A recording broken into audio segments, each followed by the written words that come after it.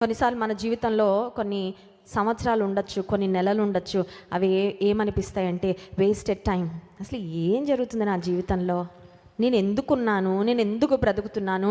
నా జీవితం వల్ల ఎవరికి ఉపయోగం? ఏం సాధిస్తున్నాను అని ఒక రకంగా చెప్పాలంటే అన్ఫ్రూట్ఫుల్ పీరియడ్ అనిపించవచ్చు. నేను ఏమి ఫలించడం లేదే ప్రభు కొరకు, నేను ఏమి చేయలేకపోతున్నానే, ఎందుకు నా జీవితం అని కొన్నిసార్లు మన మీద మనకే నిరుత్సాహము, కృంగుదల వచ్చే పరిస్థితులు రావచ్చు.